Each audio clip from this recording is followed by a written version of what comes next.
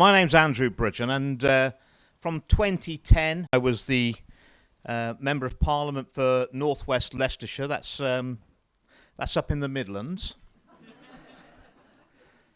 And that means I'm a Midlander. That's my home, where my business was and where my constituency was. So I'm a Midlander. So that means you think I'm a Northerner, and the real Northerners think I'm a Southerner, you see. That's how it is when you're a Midlander. So I'm going to tell you my story, or a bit of my story, of how I come to be standing in front of you this evening. And I suppose if we're going to start with a story, better start at the beginning then, hadn't we? So I was born on the 28th of October, 1964, at Burton-on-Trent. And the reason I was born at Burton-on-Trent is because that's where the maternity ward is. And I was the oldest of three children. My father originally had kept a shop in the town of Tamworth, and I was brought up by my grandmother because there wasn't enough room for all the family. And I was brought up by my grandmother Lavinia to the age of 6, and my family then moved to a cottage on the Leicestershire-Derbyshire border with a little bit of acreage. And believe it or not, we didn't have mains electricity until I was 11 years old. Hard to believe, isn't it? I went to the village school with my brothers in Netherseal, and I went to a comprehensive school. A gritty comprehensive school in the town of Swadlincote. It's called the Pingle School. And I won my first election there at the age of 16 when I was voted head boy of school. My main job as head boy was to manage the prefects so that when the teachers abandoned the school at lunchtime to go to the pub to get over what had gone on in the morning, my job was to stop the other pupils from burning the school down. And on the whole, I was pretty successful at it. Obviously, I couldn't save the whole school, but I mean, most of it. It was a lot better than it happened afterwards. When I was elected, after about 6 months, obviously we were in the Cameron government, Cameron coalition with the Lib Dems, and it was amazing how everybody that David Cameron thought was best qualified to be a minister and help him to run the country, supposedly, it appears that they all went to Eton and Oxford. And above Strangers Bar, the infamous Strangers Bar onto the terrace of the House of Commons, there's another bar on the first floor, or the principal floor, and it's called the smoking room. It's about as big as this room. It's got lovely vents in the roof to take away the cigar smoke, but you're not allowed to smoke in it. But it's called the smoking room, and there is a bar in there. And it's got lovely Chesterfield suites. And I remember I'd been an MP for about 6 months. And I was sitting there, and someone called Hugo Swire, he was an MP somewhere, Tory MP. He was one of David Cameron's mates from Oxford and Eton. And being a Tory MP myself, we were sitting there having a gin and tonic, and Hugo, very moneyed family, the Swire, and I think Hugo had been chief exec of Cathay Pacific before he became an MP. And he leant over and he said, "Andrew, which school did you go to?" Now we know what that means, don't we? We know what that means. I don't think he was expecting my answer, so I said, "Hugo, I went to the sort of school that if you'd gone there, you would have spent all your time there with your head forced down the toilet." And he didn't like that. So he said, "I think you would have struggled at Eton, Andrew." I said, "I think my parents would have struggled with the fees, if that's what you mean." I said, "Listen, Hugo, I went to a comprehensive school, which means I had a very comprehensive education. I said, it also means that my first sexual experience was consensual and with a member of the opposite sex. Not like you." Right. He got up. He was shaking. He got up. He was speechless.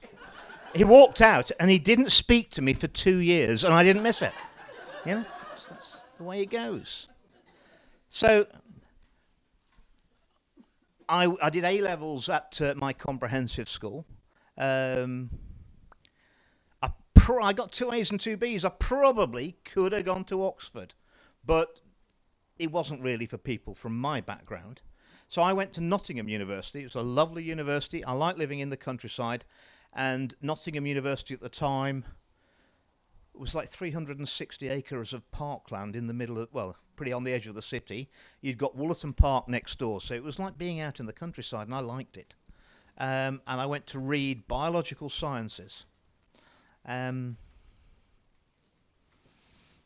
Mysteriously, just because I was interested in it, I decided to read biological sciences, and I specialised in a subsidiary in the first year in biochemistry and genetics, virology and behaviour.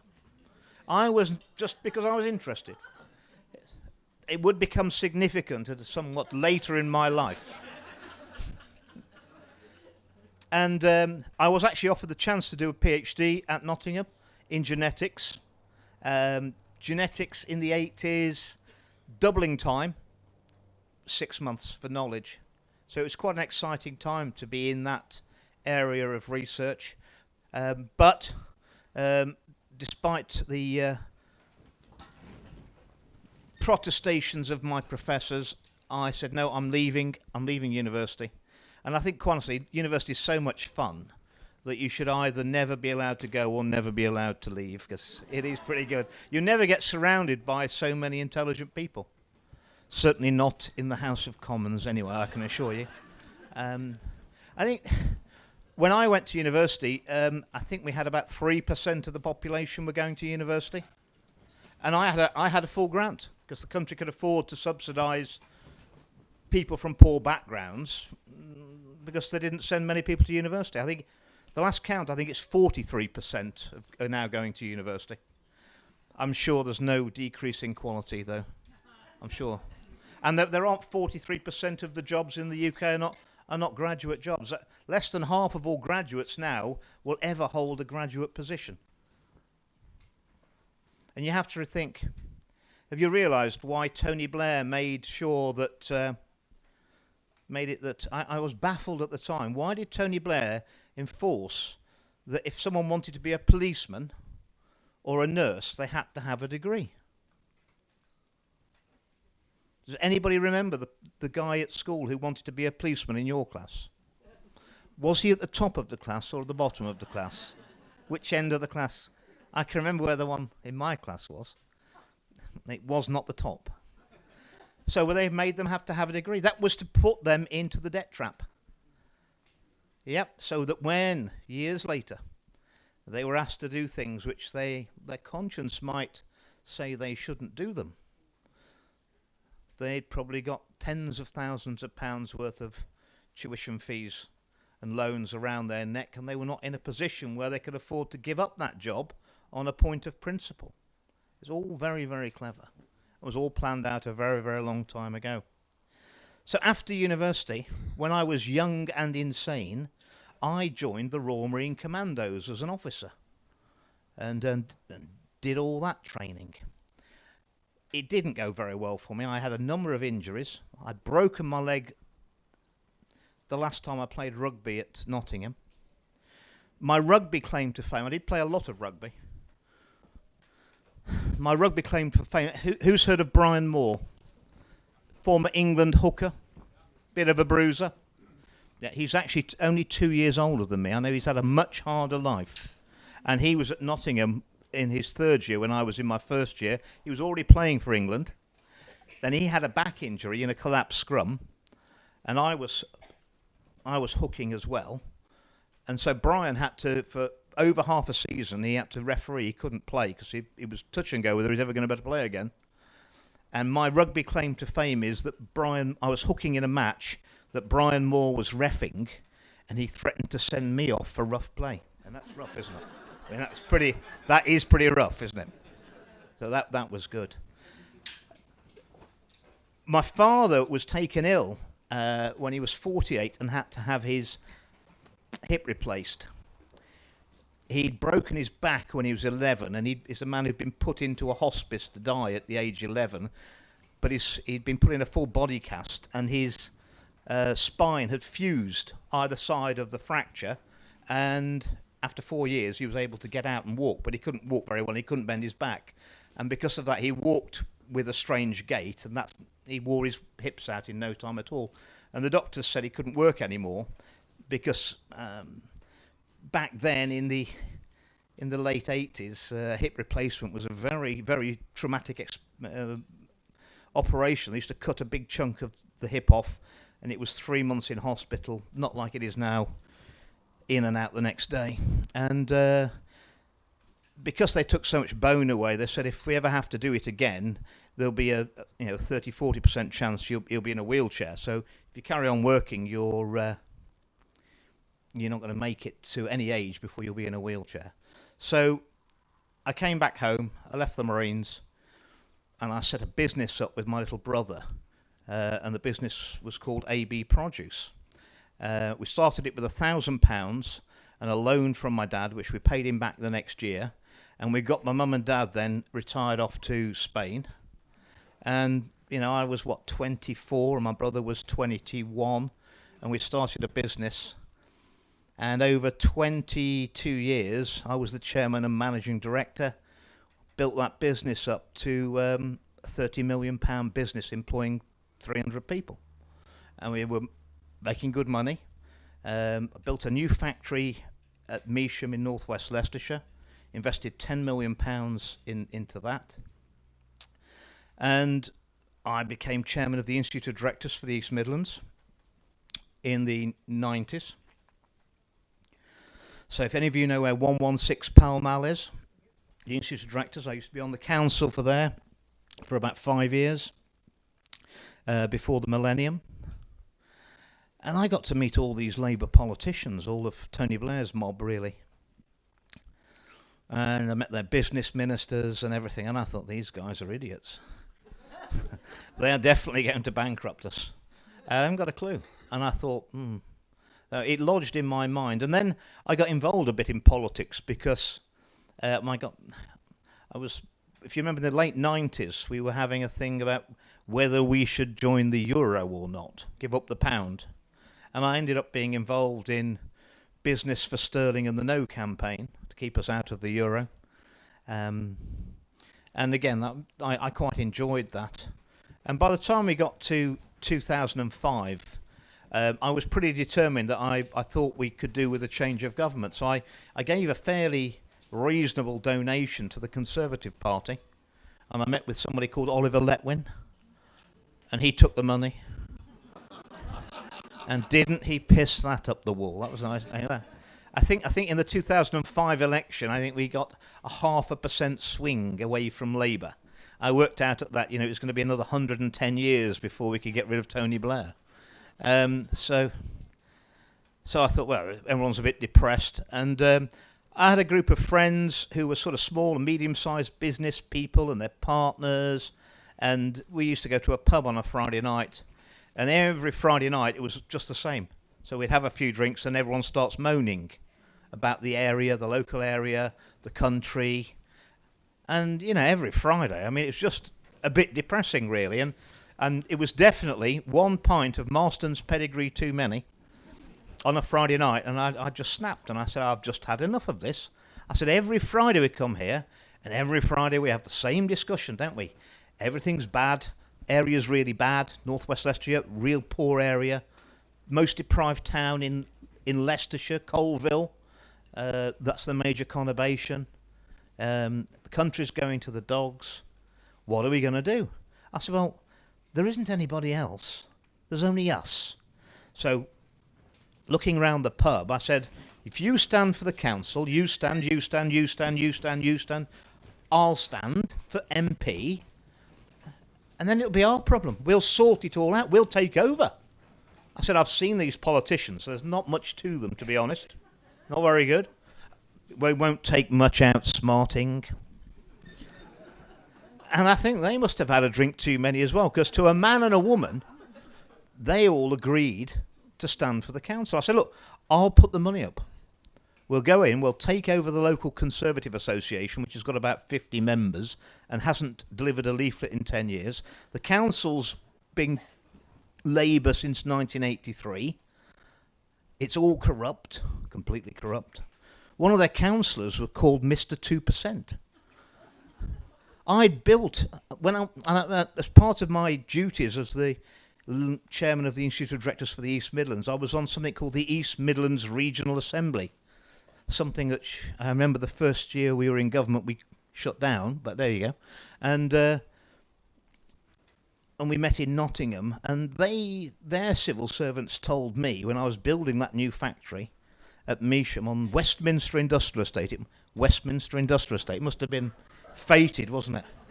And they said, you're building your new factory in the least business-friendly planning district in the whole of the Midlands.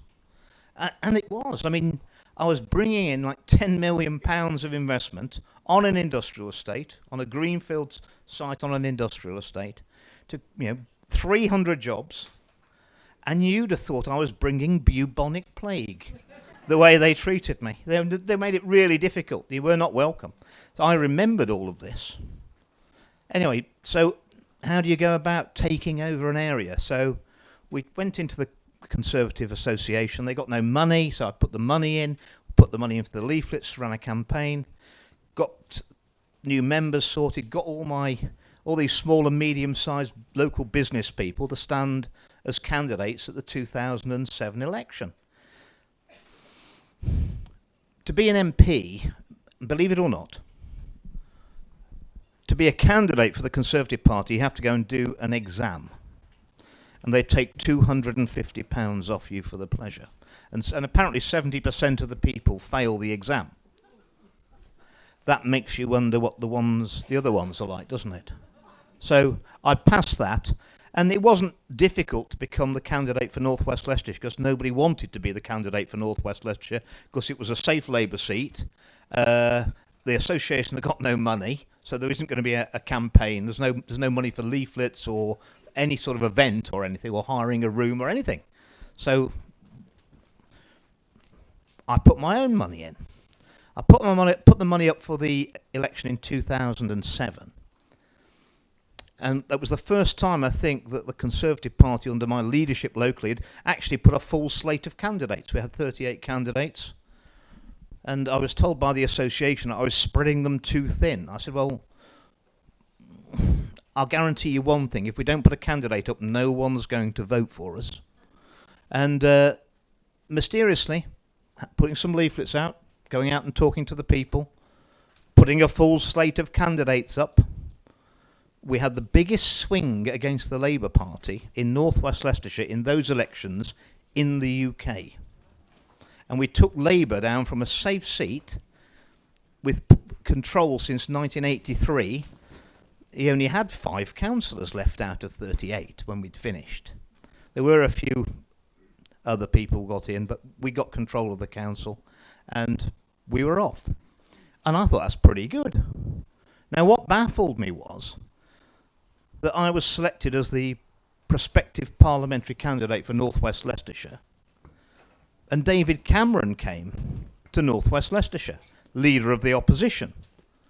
And I didn't spend my time as a parliamentary candidate down kissing people's backsides in Westminster. I spent my time, running my business in the constituency, but also in the evenings at the weekends, going around knocking on doors, canvassing. So I didn't meet David Cameron until he came up to North West Leicestershire. And in front of constituents or prospective constituents, David Cameron told me that my area was a dump and that we wouldn't be getting any money because the Conservatives are never going to win North West Leicestershire, and that I wouldn't be an MP. Always right, David Cameron, you know. And so that got me a bit, because it's not like I was a parachuted in candidate who was going to go somewhere else. I mean, that was my home. The people I'd been to school with were there. When I knocked on doors, I ended up knocking on the door of my old headmaster from school, Mr. Bradley, who's sadly long passed now. And I can remember knocking on there and seeing my old headmaster. Yes, sir. And he said, no, call me Joe. Oh, God, I can't, Mr. Bradley, I can't. You're my headmaster. I cannot call you Joseph, I promise you. That's never going to happen. And so I said to Cameron, well, we will win this seat. I don't need your money. I'll put my own money up. We will win this seat and liberate North West Leicestershire. And I said, if you think this is a dump, I said, it's best you never, ever come here again. I couldn't take you out on the doorsteps, could I? Because you'd be scared. In Colville. They'd probably eat you. And David Cameron can be a man of his word, because he never came to North West Leicestershire again. And I did win the 2010 election, and I was gutted because I only got the second biggest swing in the country against Labour, but moved a 4,500 Labour majority to 7,500 Conservative. 12.5% swing. Second biggest swing. And I was suddenly a Member of Parliament. I actually took a 94% pay cut to be an MP. I'd made a lot of money. The last 3 years before I was an MP, my companies had made £9 million. I was paying personal tax on over £1 million a year.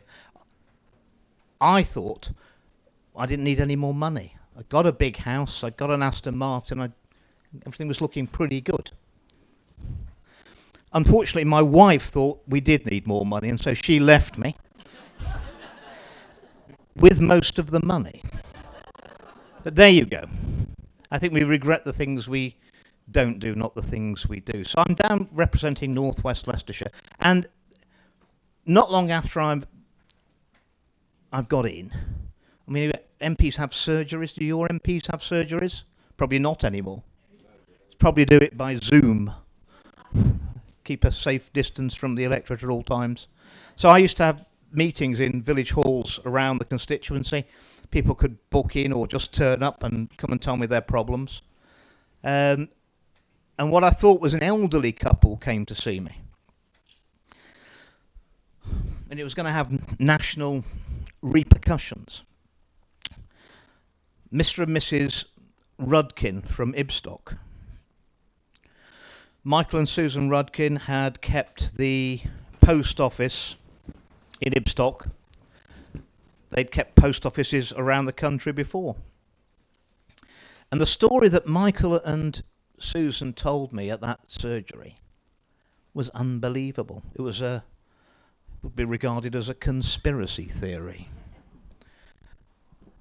And what I was told was that they'd successfully run the post office in Ibstock for quite a few years, to the point where, of all the sub-postmasters in the UK, Michael had been elected by the other sub-postmasters to be the chairman of the Sub-Postmasters Federation, because sub-postmasters are effectively self-employed.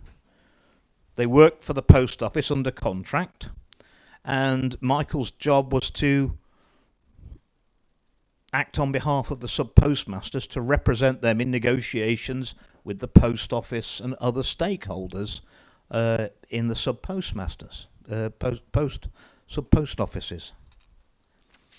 So far, so good. And he said that in 2008, a few years before, his problems had started when he had been invited as part of those duties, representing all those sub-post offices in the UK, to go down to Fujitsu's headquarters at Bracknell. And Fujitsu had created and maintained the Post Office Horizon system, accounting system, which all sub-postmasters had to use in their post offices to balance their books up and do all the accounts.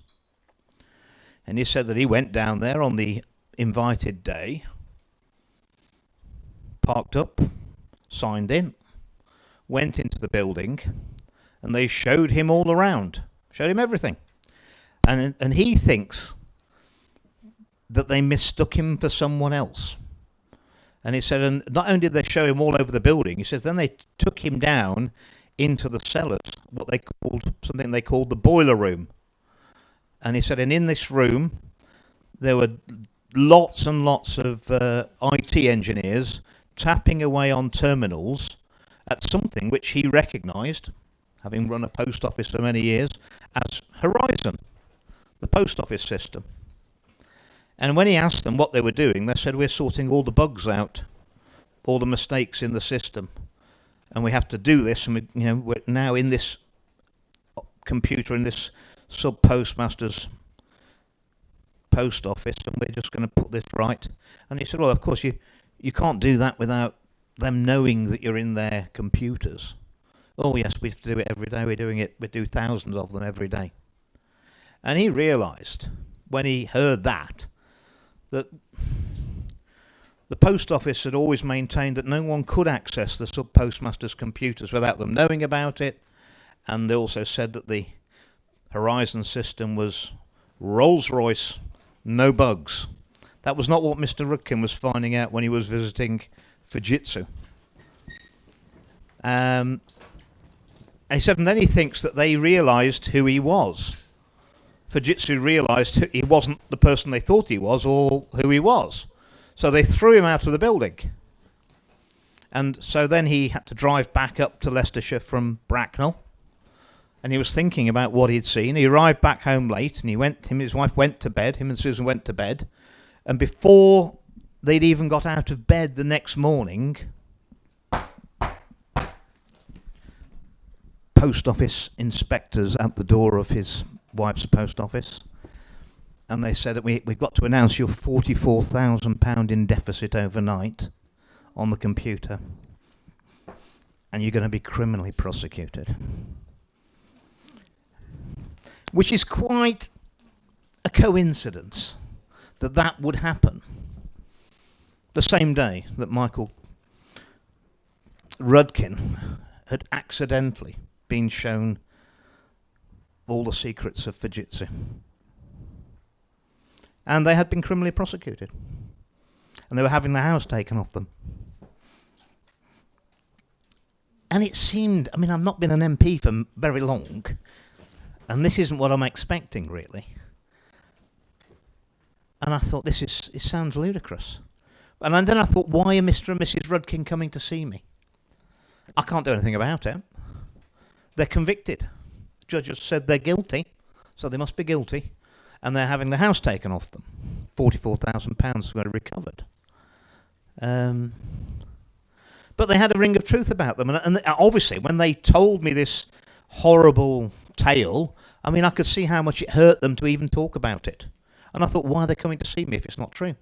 Because all they're doing is raking it up. They're raking it up, and it's deeply distressing for them. And the more I thought about it, I thought, it's got to be true. So I went to Parliament, and I spoke in the tea room with other MPs, Labour and Conservative, and anybody else who would listen, and said, has anybody else had someone who's been prosecuted by the post office who has had a flawless track record of honesty throughout their life, and all of a sudden they've been convicted of fraud in their own post office? And mysteriously, 4 MPs said they had. So we formed something called the Post Office Review Group, and we got meetings with the post office, and we got meetings with representatives of the sub-postmasters who were complaining about this Horizon system. And we met with Paula Venables, who was the chief exec of the post office. And the post office, the sub-postmasters were very grateful for anyone even to listen to their problems. Paula Venables, not so nice. She always turned up at Parliament with a lawyer either side of her, and was really guarded about what she was going to say. There was no openness and transparency. She had all her answers, and it wasn't a formal inquiry in a committee room. It was in a meeting room, but she never turned up without 2 very expensive lawyers with her. And they just stuck with the line that the system was perfect, there was no bugs in it, and so any money missing on the computer system had got to be down to the sub-postmaster. To the point where I managed to ambush her. And I said, well, in that case, you'd have no objection to us putting forensic accountants in to check the Horizon system. And she couldn't get out of it because she said it's perfect, we haven't got anything to hide. Where it went wrong is, and this is where that man Oliver Letwin was back, the man who I'd given all that money to in 2005 for the Conservative Party, but then he was then head of the Cabinet Office, and he was David Cameron's political advisor, senior political advisor. And he said, we'll make the post office pay for the investigation. And I said, well, that's just not going to work, is it? Because, you know, if the post office is paying the investigator, the moment the investigator finds something, the post office is going to shut it down because they're paying. They're just not going to pay. You know, they're going to put pressure on them. Oh, no, they won't. I think history was more on my side than Oliver Letwin's. But anyway, I managed to get the government to take not one of the top 4 accountancy firms, forensic accountants, you know, someone who perhaps could have been influenced by a future contract to come to I managed to get a recommendation through the Institute of Directors that I'd previously been linked with to a man called Ron Warmington and a firm called Second Sight. You've never heard of them before, the post office investigation. They were boutique forensic accountants who really worked for big banks where an employee has stolen tens of millions of pounds, which you never hear about, and they had to find out how they'd done it, and then they had to make sure that no one could ever do it again. And it was going to be Ron's, if he got the contract to do the post office investigation, it would be his last job. I knew he was a man of high integrity, and I knew he wouldn't bend. And I was pretty sure he was going to find a lot of stuff, and it was going to be difficult. And unfortunately, because of the intransigence of the Cabinet Office, letting the post office pay for their own investigation, within 3 months of Ron and his team getting in there, the post office were redacting his reports back to the MPs before we could even see them. And Ron rang me and said that they're doctoring all the reports. And he leaked me the docs, the raw data. And then the post office tried to prosecute him for breach of contract because their cover-up had to go on. Fortunately then, a whistleblower from Fujitsu came forward. We think it's one of the people who were actually in the room when Michael Rudkin was taken round all those years before, and he said on oath that everything that Michael Rudkin had said was the truth. And so we're about 2014, and I've got all the evidence. And I've gone to the government. And then it was a bad move. 555 of the sub-postmasters went to the civil courts with a group class action claim. And they got into 5 years of litigation with the post office. It's got unlimited amount of money. The post office appealed everything. They tried to get the judge dismissed. And that just dragged it out for 5 years, which is exactly what always happens. In the meantime, I've got all the evidence. And I went to every news outlet that's in Parliament, and they're all there. It's called The Lobby. You've got the best people from the BBC, ITV, Sky News, Channel 4. Not that that's saying much. The best they've got. You've got all the newspapers, the Times, the Telegraph, the Mail, the Mirror, the Guardian. I was that desperate, I even spoke to the Guardian.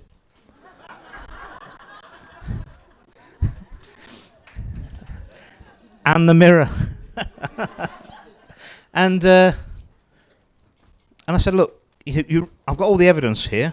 These people are all innocent. Biggest miscarriage of justice in UK history. You run this story, you'll get an award. You win an award. No one would run the story.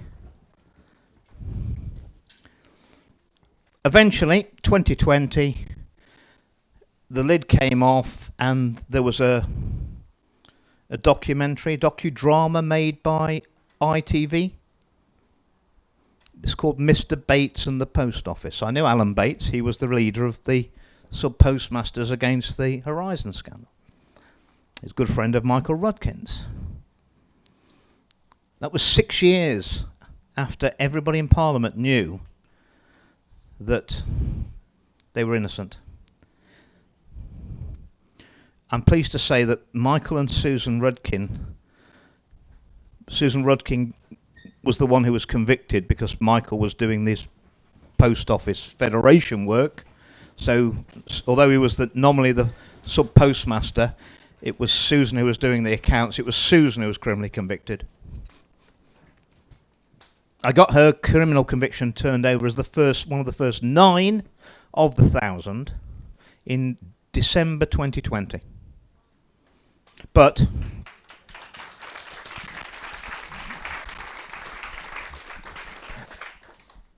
they had all that trauma for 11 years. They'd had people spitting at them in the street,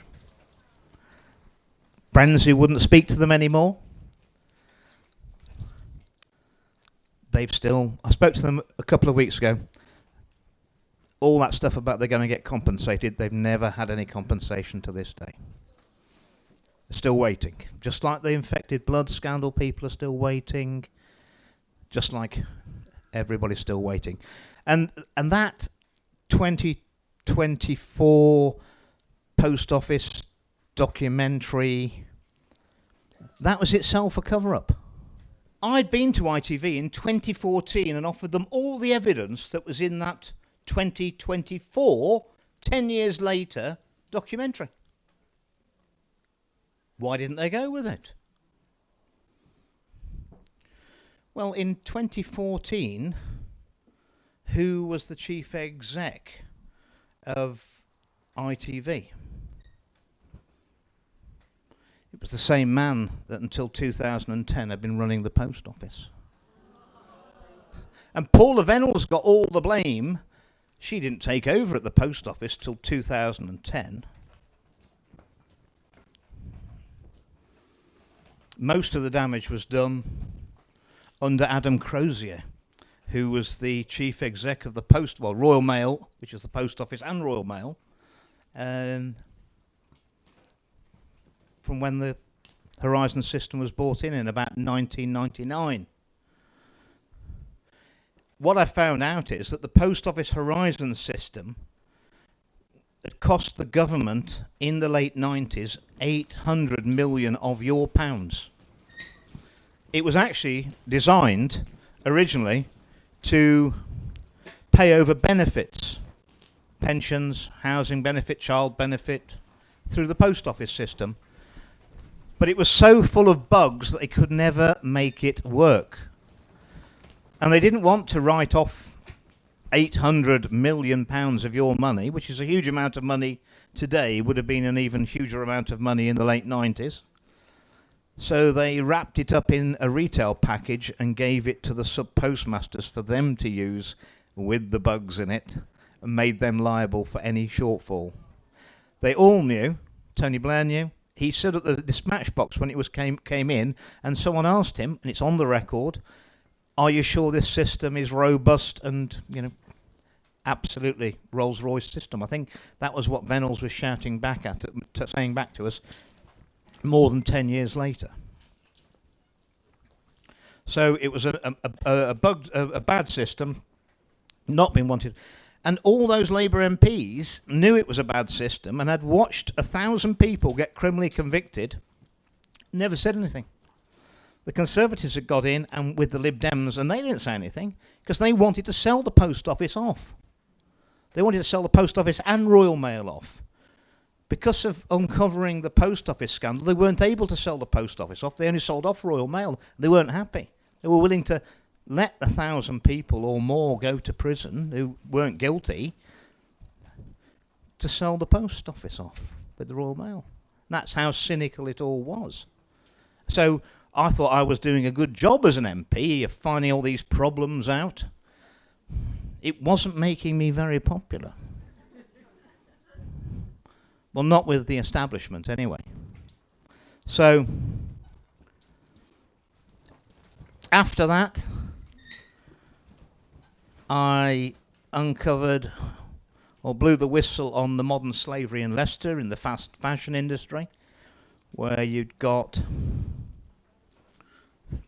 probably between 5 and 10,000 people employed in sweatshops, mysteriously all in the constituency of Leicester East. It's fair to say that the Member of Parliament for Leicester East was not my friend. It was one Mr. Keith Vaz. Mysteriously all the sweatshops were in Leicester East. He never mentioned anything about sweatshops or below minimum wage. They were being paid £2.50 to £3.50 an hour. And that was a terrible cover-up. I spoke against and voted against HS2 for more than 10 years. And when it came out from its inception, I said, this project is going to spiral out of control. The budget's going to go up and up and up, and it'll end up being cancelled and wasting a lot of money and causing a lot of harm. It was going to go through northwest Leicestershire, my home, my constituency, but our bit was part 2B. It would be the last bit that would ever built, so it was never going to get built because they were always going to run out of money. Well, you go against the narrative, you start becoming very unlucky, I've noticed. You know, you just have a run of bad luck. So my mansion in Leicestershire, which I'd bought and paid for, just up the road from my factory, at a lovely village called Appleby Magna in northwest Leicestershire, my 1805 rectory. It was a modest house of sort of 9 bedrooms, 11 bathrooms, you know, the swimming pool, everything. 14 acres of gardens. I was the only MP who had to sell his house to HS2. A whistleblower from HS2 told me years later that they would have put a loop around my house if they could have done. And they gave me £500,000 less than the house was worth, and they gave me £360,000 less than I'd paid for it 5 years before, and I'd spent £150,000 on it. And they said that was all. I said I'd overpaid. I'll tell you now, HS2 was never about building a railway. After how many years is it now? 12 years. How many yards of track have been laid? It's a round number. There's no track has been laid. What I have to tell you they've done is they've bought land and buildings off people very cheap. And how they've done it, I even sussed out the psychology of how they'd done it, because it had happened to me. And I think about things, and I think, how's this happened? And I want to think about it, and I want to analyse it. And I'd actually used consultants, because I was an MP, I didn't think it was right that I'd negotiated with HS2, which is part of the government. So I used consultants, and they cost me £25,000. And they negotiated with HS2 for 18 months. And how they do it is, they told me, and I said, well, that's great, you've got this price. I said, but it's £360,000 less than I paid for it 5 years ago, and it's a lot less than it's worth, because I've improved it. And I said, how does it work? This is to my consultants. How does it work on an appeal on the value? They said, Mr. Bridgen, it works by you give us another 10 grand. We negotiate with HS2 for 6 months, and we've never won one.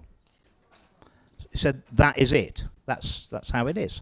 And I said, well, how do they come to this price? And they showed me the mechanism, and I looked at it. And I'll explain to you how they've robbed everybody along the whole route of HS2. Right? So, For the whole of HS2, from London up to as far as it was going to go originally, which was, I think, was Leeds, Sheffield, somewhere, and further north, they had 10 valuers, 10 firms on a list. They're all London offices, so you would never know. You know some of the names. One might be Savills, one might be Knight Frank, for instance, but you won't know the personalities, and they're not from where the area where the property is going to be sold. With my counsellors, those individuals who were willing to give up their free time to help the local area, which was the most deprived constituency in Leicestershire, we got in 2007. I then led the referendum for the East Midlands. I was leave for the East Midlands.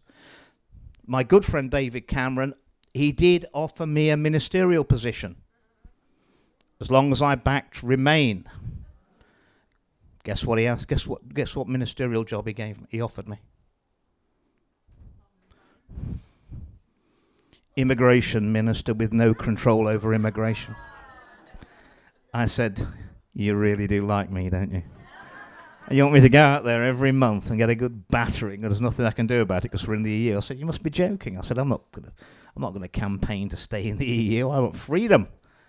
So I led the campaign in the East Midlands. My opponent was Ken Clark of the Bilderberg, yes, and one or two other things I would tell you. He was my next door neighbour in Nottingham.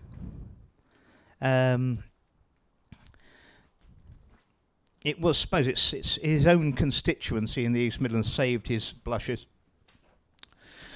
because his constituency was the only one in the East Midlands that voted Remain. Every other one voted with me to leave. My own seat voted 61% to leave against the Conservative Party, the Labour Party, the Lib Dems, and the average for the East Midlands was 59% leave, so it wasn't close. It was interesting because I'd helped persuade Boris Johnson to be a leaver. And I actually, looking back now, I can see how he did it. Boris is a very political animal. He knew. He's a Remainer. Boris is an ideological Remainer. His family are all Remainers. His sister's a Remainer. His brother, who was in politics, was an MP, was a Remainer. Why was Boris a leaver? Because Boris had ambitions to become Prime Minister. And he knew that David Cameron and George Osborne were running Remain, and they weren't going to leave any room on and they were expecting to win. I mean, I challenged them and said, look, you've just drafted another 100 civil servants to work on the Remain campaign. That's not impartial. And they sent a spokesman out to me, said, tell Andrew Bridgen every single civil servant in the country is working for the Remain campaign until the election. Well, Boris knew they weren't going to let him have any room on the stage of the Remain campaign. The only part of the stage where there was any room to make a political name for yourself and during the referendum was leave. That's why he became a leaver. But he expected to lose gallantly, and then, because of the way he campaigned, become the next Conservative leader, Prime Minister. So on the eve of poll, Vote Leave rang me up and said, you're doing brilliantly, Andrew, in the East Midlands. We're sending Boris up to you for the eve of poll, the day before the referendum. He's coming up to you. What do you want to do with him? I said, well, we're going to go up and down Market Street in Ashby de la Zouch, my market town, the town furthest from the sea in any direction, Middle England. And I can remember, and you can get this on YouTube somewhere, I think it's Brexit, a Very British Coup. We were making a little documentary where we had every film crew in the country were there. So we got Sky News there, we got BBC, ITV, everybody was there. Eve of poll, Boris Johnson is in northwest Leicestershire with Andrew Bridgen. And we got some radio mics on for this documentary we were making at the same time. So we were basically making a documentary about being filmed, making a documentary about some referendum. And we were in the Royal Hotel car park in Ashby-de-la-Zouch, and Boris and I were talking, and we must have been 50 metres from the cameras, and we had a bit of a Gordon Brown moment because we'd forgotten we got the radio mics on. So we thought, yeah, they can't be. And I said to Boris, you do realise, Boris, we're definitely going to win in the referendum tomorrow. And you should have seen his face. No. I said, well, yes, Boris, we're definitely going to win tomorrow. No, it'll be close, but we're not going to win. I said, well, maybe somewhere else. I said, but not here. We're definitely going to win. And he was not happy. He was not a happy bunny, because we were never meant to win that referendum. But President Trump was never meant to get elected as president in 2016. If we hadn't had us voting to leave the European Union, which upset the globalist plans, which I wasn't even aware of at the time, it was purely collateral damage for them. The establishment and the very wealthy did not want us to leave the European Union, so we've had all the bad bits of leaving. We have not enjoyed the good bits of leaving. In fact, they had to punish us so badly because the last thing they want is anybody else leaving. Hang a few to dissuade, to encourage the others. So we'd voted to leave in 2016 with my councillors. Boris then did become Prime Minister. Then we hadn't got a majority. Then he had the snap election in 2019. By 2019, working with my council, we'd taken North West Leicestershire from the poorest constituency in Leicestershire to the richest. Right, 12 years.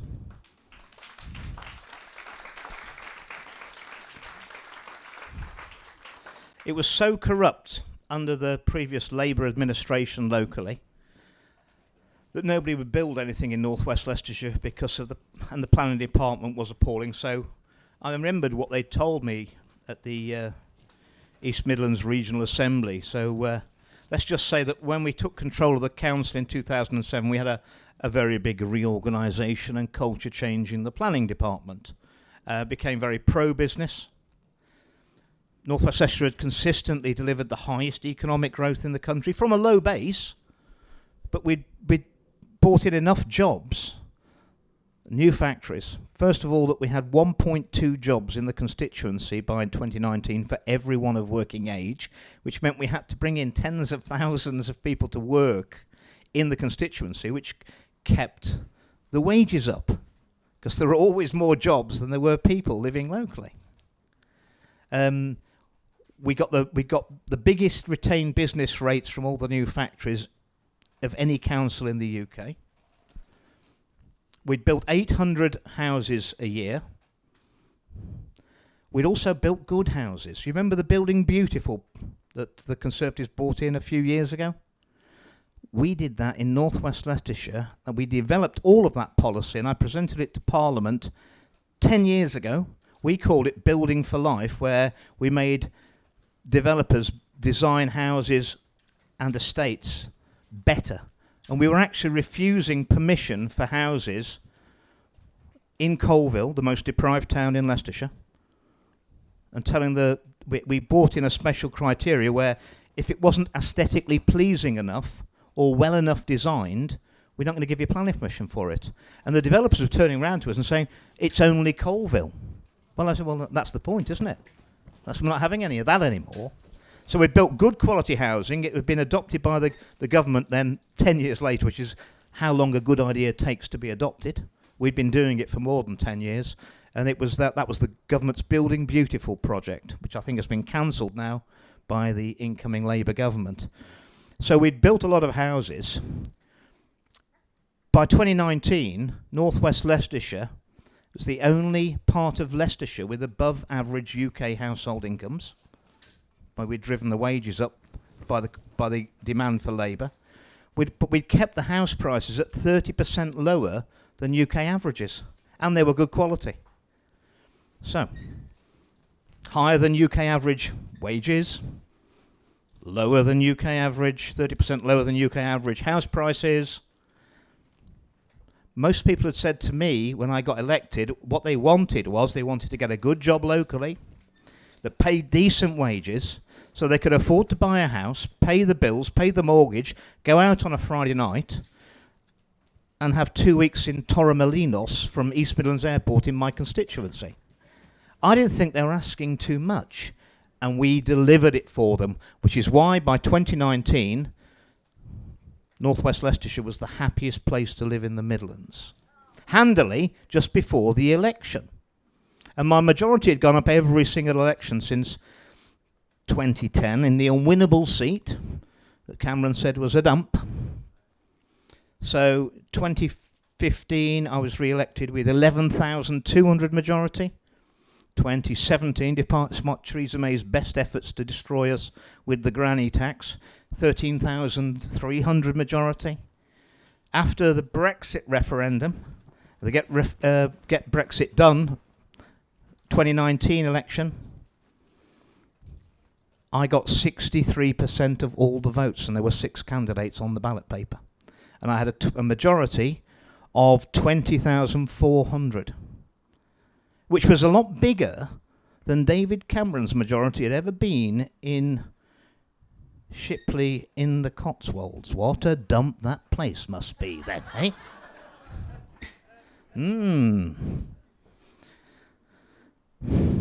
And then, of course, unfortunately, 6 weeks after that election, the world went mad, didn't it? And we went into something called COVID-19. And all the promises that ever were made disappeared. And all the economic growth. Everything we'd done for years was destroyed. But we had to, because it was a pandemic, wasn't it? It was very, very dangerous. During the lockdowns, I don't know what was happening out the rest of the country, but I kept writing to the government saying, you know, my seat's one of the happiest places to live was in the country. And my suicide rate's gone up to more a month during lockdown than we normally have in a year. What's going on? And I got these letters back and statements from ministers saying there is no link between lockdowns and suicides.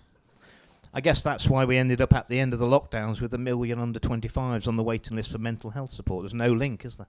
No link. And the vaccines are safe and effective.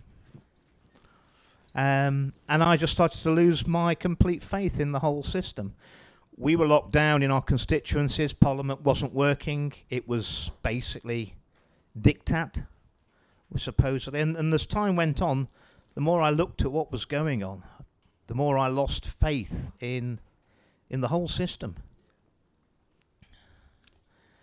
I saw respected scientists, doctors, asking very reasonable questions about pandemic responses, the vaccines, and they were just being destroyed. And that's not, that's not the way science works. Everything's up for challenge. Anybody that ever tells you the science is settled on something, it should be a red flag, because the science is never settled. It's never settled. There's always a thesis, counter-thesis, modifying somebody else's. I mean, even doctors tell me that the last thing they're told at medical school before they leave is that half of what we've taught you here within 10 years would prove to be rubbish. I started asking questions.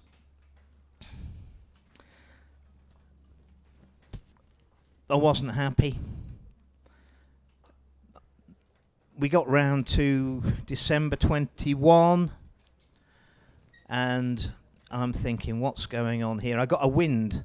I mean, the lockdowns were devastating for the self-employed people in North West Leicestershire. Got a lot of white van man. We like putting flags up as well. All the things that the Labour Party wouldn't like. White vans and flags. It was Emily Thornberry, wasn't it? You remember? She posted that picture of a white van on the drive with a England flag and said, "What chance have we got?" You remember? And I got wind in December 21 that the government were going to go and try and lock us down again for another Christmas. And that's devastating, especially for children, especially for business people, the hospitality trade. And I was thinking this, and then suspiciously, first week in December, I get an invite from Number 10 to go for drinks. We're not in a lockdown situation, so it's perfectly legitimate. But I looked at it and I thought, no. So I wrote to Boris, who'd sent me the invite, and said, I've got a feeling that your government's going to try and, well, my government, is going to try and lock us down again this Christmas. Something that I'm going to speak against. I've looked at the Omicron variant. It has got an R factor of 12. The original Wuhan strain apparently had an R factor of 3. That's how many people on average you infect after you're infected. So the original strain, you infected 3 people. The Omicron strain, you infected 12 people. So it's highly contagious, but a lot less pathogenic. A third of all common colds are coronaviruses. That is the normal way a virus changes, is to attenuate, to become more transmissible and less lethal. And that's what Omicron was. And I've spoken with all the doctors I could and the scientists who are working on Omicron in South Africa directly. And I put it to the Prime Minister and said, look, I'm going to speak against any lockdowns. I'm going to vote against any lockdowns. And I think you're going to try and do it. So in that case, 2 weeks before you're going to lock my constituents down and take away their freedom again, it's not right that I'm coming for a drinks party with you and a load of other people in Number 10. And the week after, I knew they were going to try and lock us down, and I got another invite for the following week for a party at Number 10. And I said, well, I told you last week, you've got my email from last week, and now you've announced you're going to try and lock us down, restrictions on freedoms again, and you're still inviting me. It's even more inappropriate. I don't mind meeting the Prime Minister for a business meeting, but I'm not coming round for drinks when you're going to take away my people's freedoms. And I'm going to vote against it. And guess what? What happened the week after then put everything in perspective. Partygate broke, didn't it? And they tried to get everybody around for a party. And when I saw that, it made my blood boil because, you don't really think that Boris Johnson had COVID, do you? Do you think they wouldn't have been masking and social distancing in Number 10 if he was at death's door? Of course they would. I actually got to a civil servant, and there are hundreds who work in Number 10. The whole of Downing Street is one big office block. And there's 2 flats in there at Number 10 and Number 11. The rest of it is all offices. Most of it is all civil servants working in and advisors working in office. And one of them sent an email to one of his managers during the lockdowns and said, don't you really think that given what we're forcing onto the public, we really ought to be socially distancing and masking ourselves in Number 10? And the email came back to him and he said, there's no point because we've checked out with the scientists and none of it works. But please, since the cameras are outside, when you leave the building, will you please put your mask on and socially distant? Right?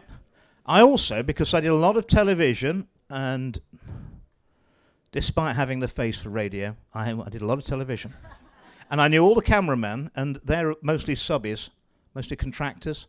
And between the lockdowns, I'd met them, 3 of them, for a drink at the Marquis of Granbury pub on Smith Square. And I said, what's been going on? And they told me their story, which has never come out. And I said, well, what was going on? They said, normally you go to Number 10, and they were the guys who were filming all those things we saw every day where they're on the podiums and making their announcements of the doom and gloom at Number 10 and this many people are suffering and all that business. And I said, well, what was it? What was going on? I said, normally we'd go there with 3 staff. You'd have a producer, a sound man and a cameraman. Number 10 said only one person allowed in, and they've got to have a negative PCR test and wear a mask and do all this. He said, so of course, he said it's got to be the cameraman. So he had to go hump all the gear in there, set it all up, and do it all himself for those when they're all standing there on the podiums telling us how many people have died today and how bad it is and how we've got to stay at home. And he said, I said, well, what was it like? He said, well, I said, in front of the camera, it was all right. He said, but if I'd swung the camera around 180 degrees, there were 70 young people just standing behind the camera, no social distancing, leaning on each other, no masks. And my seat was the happiest place to live. And what the hell was going on in really bad places? I mean, you know, and they just didn't care. They just thought they were just collateral damage for a policy that was completely wrong. We'd got businesses that were going bust. The country had put 450 billion on the credit card for the next generation. Over what? So I wrote an article. It's in the Telegraph. It was, I think it was the second week in January. You can go and Google it. 2022. Oh, sorry. I voted against. I spoke and voted against Plan B. I voted against the lockdowns. I voted against the masking. I voted against the NHS mandate, and I spoke against it all. I voted against the government 4 times that night.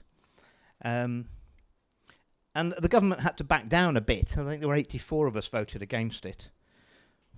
But the damage had been done because the public had been scared witless again over another variant. You know, what did Matt Hancock text to his friend? We'll scare the pants off them with a new variant. Yeah.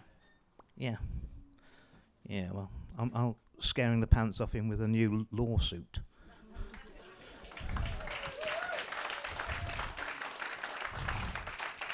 He really doesn't want to be in court against me under oath in the witness box answering questions about his conduct during the pandemic and things like that.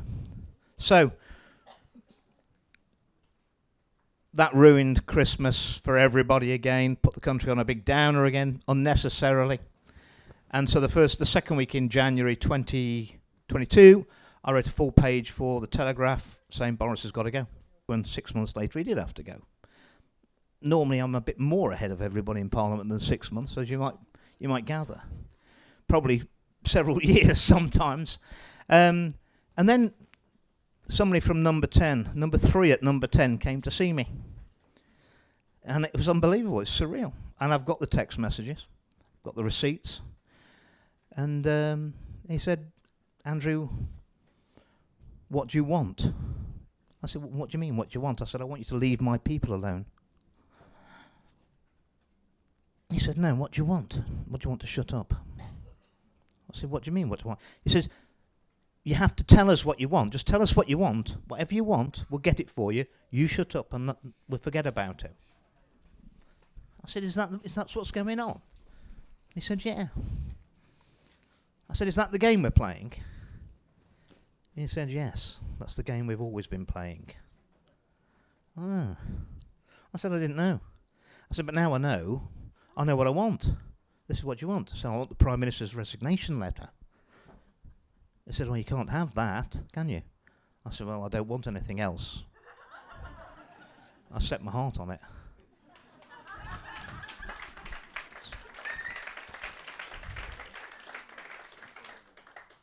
I don't think they'd ever had anybody say they wouldn't take the bribe. My problems really started from there. I mean, once you've alienated the Prime Minister and number 10, the Health Department, Cabinet Office,